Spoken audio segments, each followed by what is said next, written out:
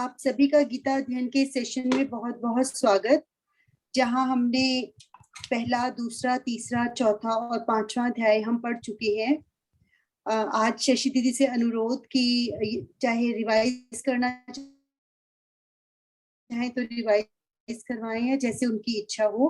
बहुत बहुत स्वागत शशि दीदी का। प्रणाम। Thank you. इसी को सोच रहे हैं कि थोड़ा सा आज इसको रिवाइज कर लें। इस चैप्टर में मेन जो कर्म संन्यास और कर्म योग मेन वर्ड्स हैं, और बाकी हर एक के व्यूज इसके ऊपर थोड़ा सा मैं उसके बारे में चैप्टर का हल्का सा बीच में से बोल देती हूँ। सभी गीता प्रेमियों को मेरा प्रणाम। गुरुर् ब्रह्मा गुरुर् विष्णु गुरुर्देवो महेश्वर गुरुर् साक्षात् परब्रह्म तस्मै श्री गुरुवे नमः। हरिओम जी। ओम श्री परमात्मे नमः। अथ पंचमो अध्याय। आज हम पांचवें अध्याय का थोड़ा सा सारांश करेंगे और हर एक के व्यूज, हर एक ने क्या क्या इसमें से पाया, थोड़ा सा उसके बारे में लिखें। इस चैप्टर में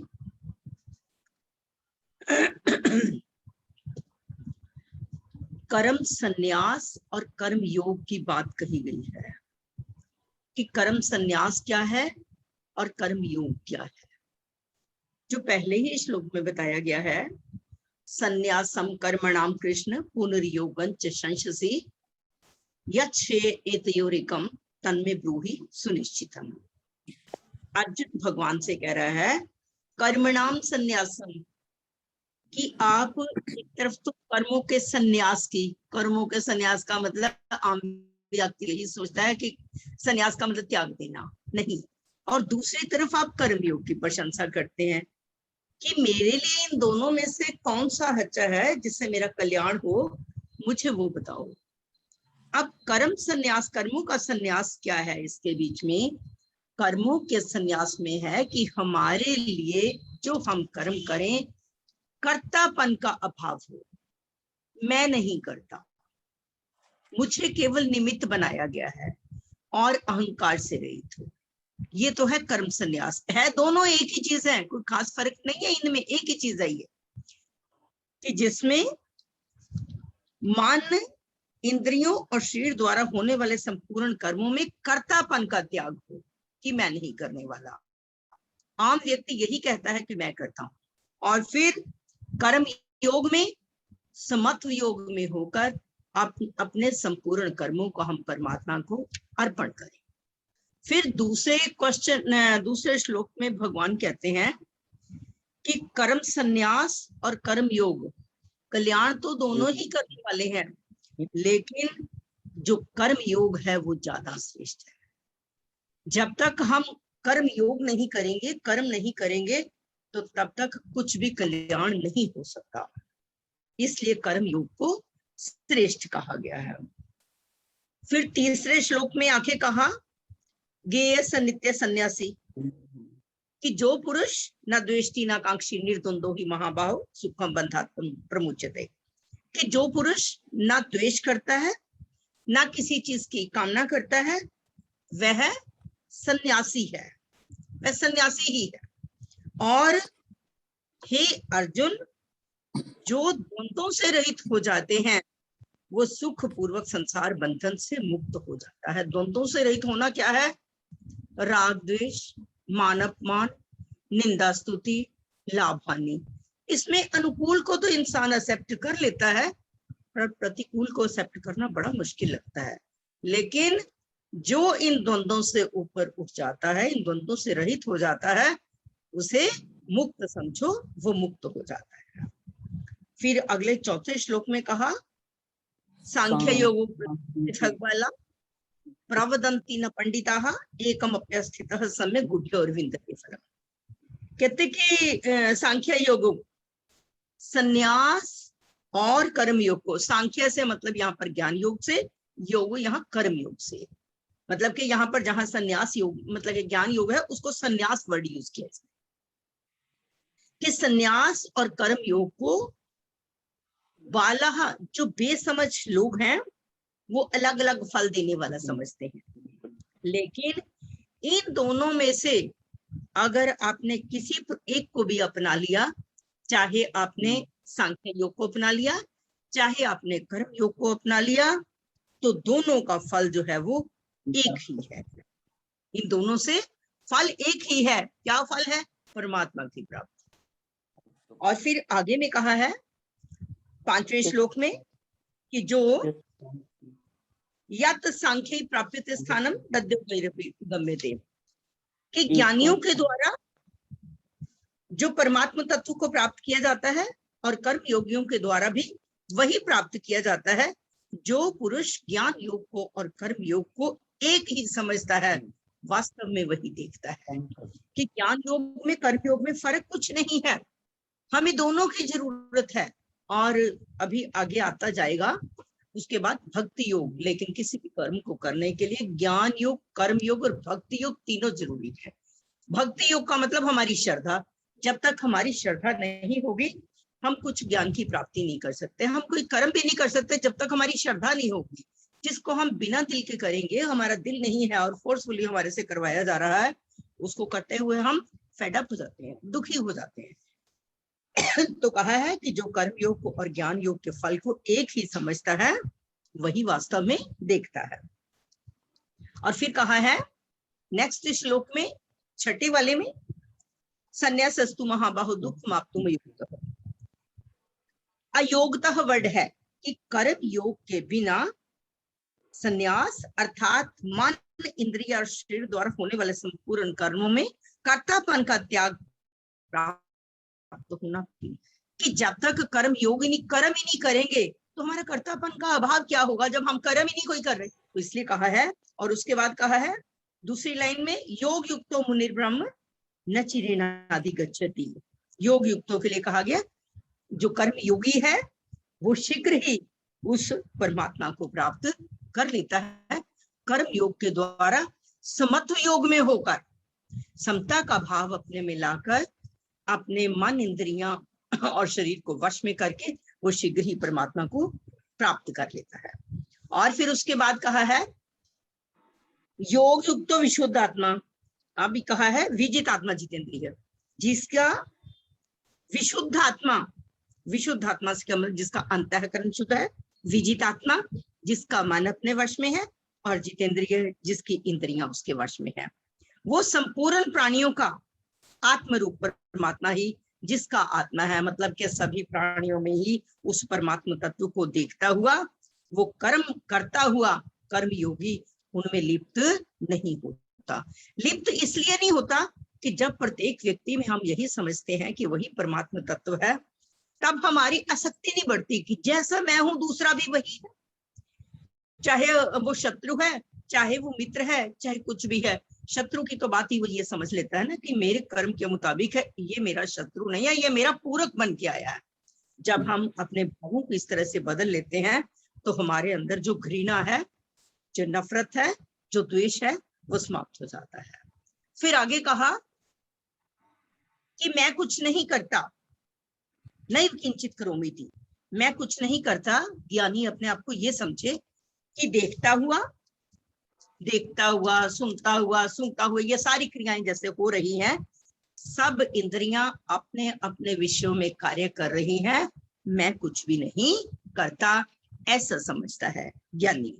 लेकिन साधारण व्यक्ति कहता है मैं करता हूं, मैं सुनता हूं, मैं देखता हूं। ज्ञानी में और उसमें यही फर्क है। और फिर कहा है नेक्स्ट उसमें 10वें श्लोक में, उस परमात्मा को आसक्ति का त्याग करके उस परमात्मा को संपूर्ण अपने कर्मों को अर्पण करता हुआ वह कमल के पत्ते के समान पाप में लिप्त नहीं होता। जब आसक्ति का त्याग कर दिया, जहां आसक्ति का त्याग हो गया वहां इंसान की बहुत सी चीजें जो है वो समाप्त हो जाती हैं। जिसने आसक्ति का त्याग कर दिया, काम तो स्वयं ही कम होने लगते हैं। हम कहते हैं कि पढ़ तो लेते हैं, केवल ये शाब्दिक है, लेकिन इसको प्रैक्टिकली लाना हमारे वश में है। जिस समय क्रोध का आवेग आने लगे, जिस समय लालच आने लगे, मन में भाव आए कि गीता में ये पढ़ा था, जब हम इन भावों को अपने अंदर लाएंगे तो उस समय ये चीजें स्वतः ही कुछ ना कुछ कम होने लगती हैं। ऐसे हैं बहुत से। हाँ ठीक है, अगर नाम मात्र किसी समय एक क्षण भर के लिए क्रोध आ गया और उसी समय खत्म हो गया तो उसे आप क्रोध नहीं समझोगे। क्रोध आप वो समझोगे कि जिसके साथ क्रोध किया, 2-2 दिन बात नहीं करी, आंख नहीं मिलाना चाहते, वो ये है कि नफरत की भावना आ गई। जब आपने दूसरे ही क्षण बुला लिया, माँ अपने बच्चे को डांटती है, दूसरे समय उसे बुला लेती है, प्यार कर लेती है, पुचकार लेती है, वो क्रोध नहीं है, वो तो माँ उसके भले के लिए कर रही है। गुरु अपने शिष्य के लिए ऐसे ही करता है। तो परमात्मा के हम बच्चे हैं, परमात्मा भी जहां कहीं हमें दंडित करते हैं वो हमारी भलाई के लिए। जब कहीं विपरीत परिस्थिति आती है तो हमें यही सोचना चाहिए कि इसमें कुछ ना कुछ भलाई है। बस अगर ये वर्ड हमें याद रह जाए, फिर वो चीज हमारे अंदर से नफरत खत्म हो जाती है। और फिर आगे कहा है कि शरीर से, मन से, बुद्धि से और इंद्रियों से आसक्ति का त्याग करके जो योगी है वो अपनी आत्म शुद्धि के लिए, अपने अंतःकरण की शुद्धि के लिए कर्म करता है। योगी का जहां भी कार्य होगा, कर्म योगी, वो हमेशा ममत्व बुद्धि से रहित होएगा। मतलब कि जिसके साथ योगी वर्ड आ गया, इट मीन्स वो अपना जीवन समत्व में जी रहा। साधारण व्यक्ति का और योगी का जीवन जमीन आसमान का अंतर है।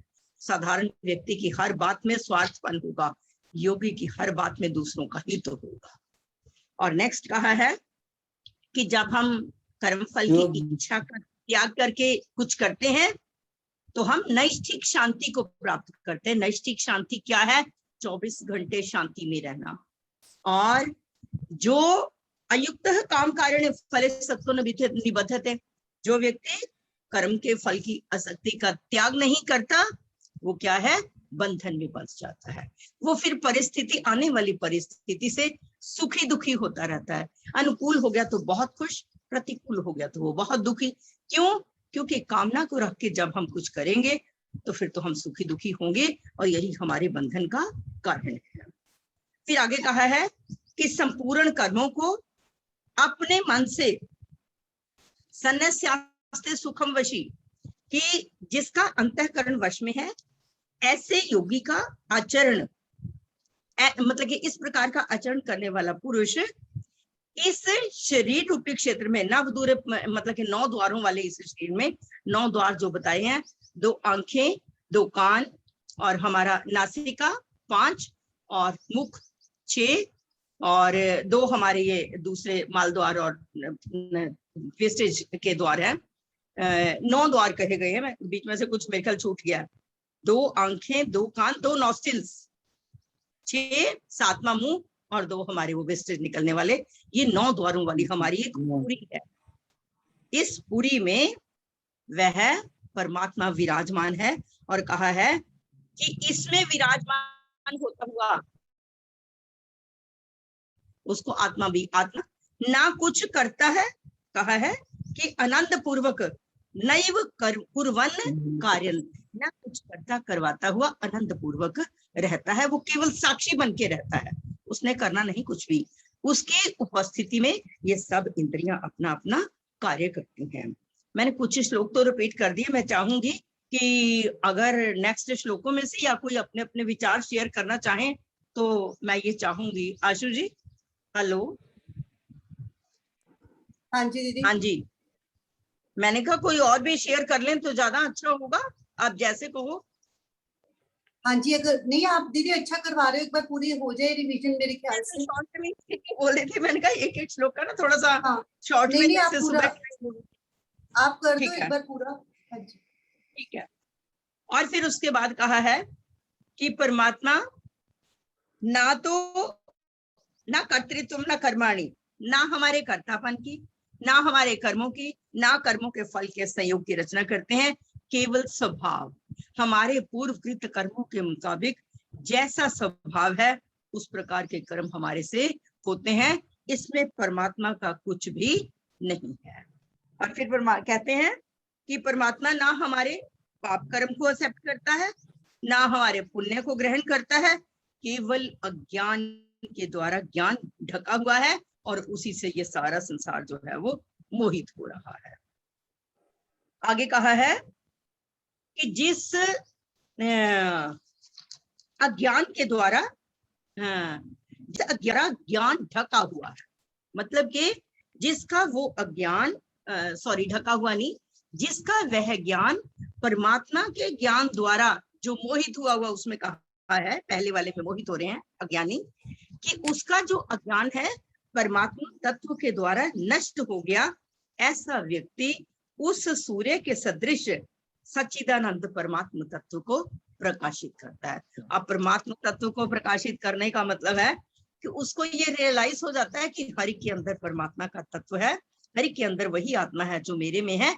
फिर वो सभी के साथ समत्व का व्यवहार करता है। फिर आगे कहा है तद बुद्धिस्तदात्मनस्, कि जिसकी बुद्धि परमात्मा में, परमात्मा के स्वरूप के बराबर हो गई है। और फिर कहा है तदात्मनः, जिसका मन परमात्मा स्वरूप हो गया है, ब्रह्म स्वरूप, और जिसकी निष्ठा ब्रह्म स्वरूप हो गई है। ऐसा वो परमात्मा परायण, परमात्मा में लगा हुआ व्यक्ति ज्ञान के द्वारा पाप रहित होकर, कि जिसने ये ज्ञान इस तरह से प्राप्त कर लिया, वह परम गति को पाता है, वो जन्म मरण के चक्कर में नहीं पड़ता। और आगे कहा है जो ज्ञानी है विद्या और विनय से संपन्न ब्राह्मण में, गाय में, हाथी में, कुत्ते में, चंडाल में, वो सभी में एक परमात्मा तत्व को ही देखता है। केवल व्यवहार अलग अलग है, कि जो कुत्ते के साथ व्यवहार है, ब्राह्मण का व्यवहार अलग है, कुत्ते का व्यवहार अलग है, गाय के साथ व्यवहार अलग है, और यहाँ पर कहा हुआ है हाथी का व्यवहार अलग है। तो ये हरि का जिस जिस हिसाब से उनको देखते हुए व्यवहार में भिन्नता हो सकती है, लेकिन ज्ञानी सभी में एक परमात्मा तत्व को देखता है, कि चाहे कोई किसी तरह का भी है, ये योनियां हमारे कर्मों के मुताबिक हमें मिली हैं, लेकिन कैसी भी योनि है, हर एक में परमात्मा तत्व एक ही है। और फिर कहा है कि जिसका मन समता में स्थित है, उसने इस जीवित अवस्था में ही इस सारे संसार को जीत लिया। अब जीवित अवस्था में सारे संसार को जीत लेने का मतलब जीवन जीने का ढंग, उसे जीवन जीने का ढंग आ गया। और वह परमात्मा कहा गया है कि वह परमात्मा निर्दोष है, और इसलिए यह समझ के वह पर ब्रह्म परमात्मा में ही हर समय स्थित रहता है। और जो ज्ञानी है, ज्ञानी के बारे में बताया है कि वो अपनी प्रिय वस्तु को प्राप्त होने पर प्रसन्न नहीं होता, और अप्रिय मिलने पर वो दुखी नहीं होता। ऐसा वो ज्ञानी व्यक्ति जिसकी बुद्धि एक निश्चय वाली हो गई है, उस परमात्मा में ही हर समय स्थित रहता है। हर समय प्रत्येक प्राणी में वो आत्म तत्व को ही अनुभव करता है। और आगे कहा है बाह्य स्पर्शेषु सत्तात्मा, कि बाहर के विषयों से, परमात्मा को छोड़ के सारे विषय बाहर के हैं, जो हम इंद्रियों से ये जो कुछ हमारी इनपुट आती है, ये सब बाहर के विषय है।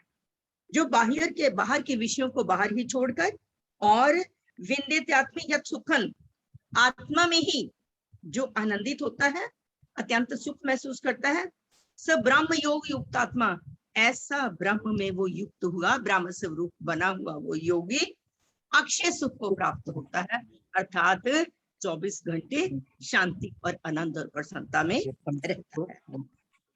फिर कहा है कि ये ही संस्पर्श जब होगा दुख योनि, कि ये जितने भी हमारे विषयों के संयोग से उत्पन्न होने वाले भोग हैं, ये सब दुख रूप ही हैं, और अद्यंतवंत, ये आदि और अंत वाले हैं। लेकिन ज्ञानी इनमें नहीं फंसता। ज्ञानी इन सब चीजों में रहता हुआ उस परमात्मा तत्व को अनुभव करता है। और आगे कहा है शक्नोति विमोक्षणार्थ, जिसने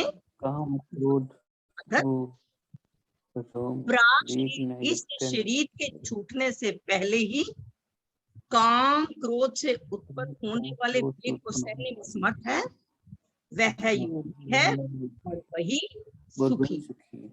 और फिर आगे कहा है जो आत्मा में ही सुख वाला है, आत्मा में ही रमण वाला है, और आत्मा में ही ज्योति वाला है, वह कर्म योगी, वह ज्ञानी ब्रह्म निर्वाणम, निर्वाण ब्रह्म को, अर्थात ब्रह्म भूतोधिगच्छति, ब्रह्म स्वरूप बनकर निर्वाण ब्रह्म को प्राप्त करता है। निर्वाण ब्रह्म क्या है? वो अवस्था जिसमें कोई हलचल नहीं, हम निर्विचार हो जाते हैं। इस संसार में हम सुखी दुखी नहीं होते उससे, वो हमारी अवस्था, मुक्त होने की अवस्था को निर्वाण ब्रह्म कहा। और आगे कहा है क्षीण कल्मषाः, जिनके सब पाप नष्ट हो जाते हैं, हो गए हैं, जिनके सब संशय नष्ट हो गए हैं, और जो यतात्मनः, जो अपने परमात्मा में ही स्थित है, सर्वभूत हितेरतः, संपूर्ण प्राणियों की भलाई में हर समय रत रहते हैं, ऐसे जो ऋषि हैं, ऐसे जो महानुभाव हैं, निर्वाण ब्रह्म को प्राप्त करते हैं, जिनकी ये क्वालिटीज है। और फिर कहा है काम क्रोध से रहित हुआ, यतीनाम यतचेतसम, जिन्होंने अपने चित्त को जीत लिया है, यतीनाम ऐसे ज्ञानी, अभी तो का मतलब है कि शरीर के होने पर और शरीर के छूटने पर ब्रह्म निर्वाणम वर्तते, वो चारों तरफ से उस निर्वाण ब्रह्म परमात्मा का साक्षात्कार जिन्होंने कर लिया, विदितात्मा, जिन्होंने परमात्मा का साक्षात कर लिया, जिन्हें उन्हें परमात्मा तत्व रियलाइज हो गया और हर एक में वो इस परमात्मा तत्व को रियलाइज करते हैं, ऐसे व्यक्ति शांत पर ब्रह्म परमात्मा परिपूर्ण ही है, कि हर समय वो परमात्मा स्वरूप ही है, और वो हर समय उठते बैठते चलते फिरते, जब वो परमात्मा का स्मरण करने के कारण उनका रोम रोम जो है वो आत्म तत्व से पुलकित हो जाता है, उन्हें परमात्मा के सिवाय और कुछ नजर ही नहीं आता, ऐसे वो निर्वाण ब्रह्म वाले हैं। और आगे कहा है स्पर्शान कृत्वा बहिर्बाह्यांश, बाहर के विषयों को बाहर ही छोड़कर, और अपने भौहों के मध्य में, नासिका के अग्रभाग में विचरने वाले प्राण और अपान वायु को समान करके, जिन्होंने अपनी इंद्रियों को वश में कर लिया, और मुनि मोक्ष परायणः, जो मोक्ष को प्राप्त हो गए हैं, जिनकी इच्छा भय और क्रोध मिट गए हैं, ऐसे जो हैं वो, ऐसे ऋषि जो हैं, ऐसे महानुभाव, ऐसे ज्ञानी जो हैं, वो सदा मुक्त ही हैं। अब ये तभी हमारी प्राण और अपान वायु तभी हमारी सम हो सकती है कि योग करते समय, जिस समय हम शांत हैं। अगर हमारा मन शांत नहीं है, हमारा योग नहीं हो सकता ठीक। पहले हम उसको सेट करने की कोशिश करें, तब हम योग में प्रॉपरली स्थित होंगे और उस परमात्मा तत्व का ध्यान योग के द्वारा अनुभव करेंगे। और फिर लास्ट में कहा है भोक्तारम यज्ञ तपसाम, कि मुझे जो संपूर्ण यज्ञ और तपों का भोक्ता मानता है, संपूर्ण लोगों का स्वामी मानता है, ऐसा वह संपूर्ण प्राणियों का सुहृद, स्वार्थ रहित, दयालु और प्रेमी उस मुझ परमात्मा को जानता है, जो वह शीघ्र ही शांति को प्राप्त हो जाता है। वो 24 घंटे नैष्ठिक शांति में रहता है, और जिसको नैष्ठिक शांति प्राप्त हो गई, वह संसार में अपना जीवन शांति में आनंद से आनंदित होकर, प्रसन्न चित्त होकर अपना जीवन व्यतीत करता है, अपने जीवन का आनंद लेता है। ऐसे ज्ञानियों का, ऐसे कर्मयोगियों का समय जो है दूसरों के हित के लिए ज्यादा गुजरता है।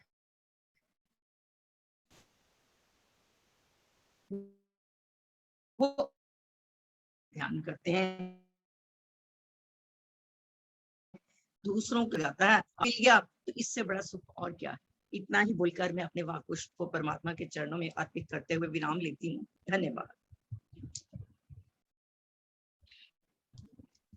हाँ जी, शशि दीदी का बहुत बहुत धन्यवाद। पूरी रिवीजन हो गई है टेस्ट से पहले, क्योंकि 6 बजे हमने कहा था कि सब अपना थोड़ा थोड़ा एक्सपीरियंस शेयर करेंगे, तो दीदी ने पूरा सारांश बता दिया है, तो सब रेडी होके बैठे हैं, और जैसे जैसे इच्छा से चाहे तो इच्छा से बोले, अन्यथा हम पूछ भी सकते हैं अगर आप आज्ञा देंगे तो। बहुत बहुत धन्यवाद आप सभी का। एक बार ओम के साथ नेक्स्ट सेशन स्टार्ट करें। तो नेक्स्ट सेशन हो गया।